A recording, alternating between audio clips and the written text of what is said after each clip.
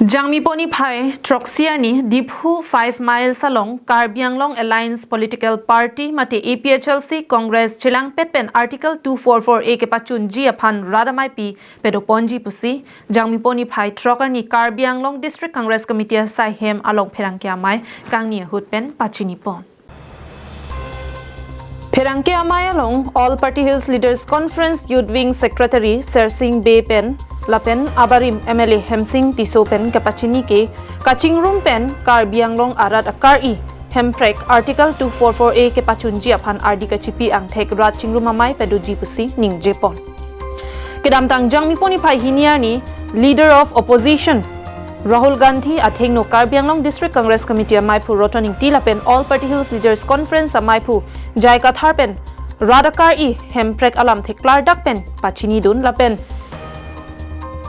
LOP mate Leader of Opposition Party Rahul Gandhi pentame Karbianglong Arat aphan kamatha pen rada thengno sarkar ke wang pen hemprek nang pipo pung rada thengno chechak te kanglo lasinon kaching room pen hemprek kelongji aphan apor nang le tanglo lasi labangso radamai pialong BJP along kedo inglong akhai kedo an hemprek kenang ji pu atum an tame laso mai long ka chetong dun peji aphan ke pha padopon Pinap, mana tarik proxy, so ciklo April ciklo tarik proxy pinap lo,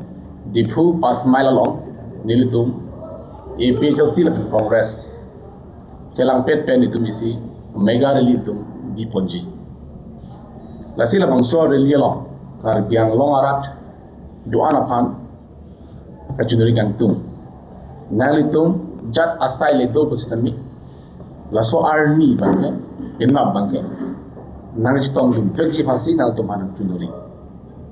kopi pos nang chunuri ma nal to man kopi athesi yang nang chitong dum bek lai ma walam thege la halo non itum kaching room pen har bianglong arat akar I akimang ka plengji apor nang lero pathe bangla halo kitam tang tarik hini yani hangjang lang solong Alliance Party pen public meeting ki bipan hot leader of opposition made India angkang kilong angkang nai alam RD ki donai abang tu Rahul Gandhi alang li hanjang lang solo na kisu na hot radat hindu News Report Karbianglong Live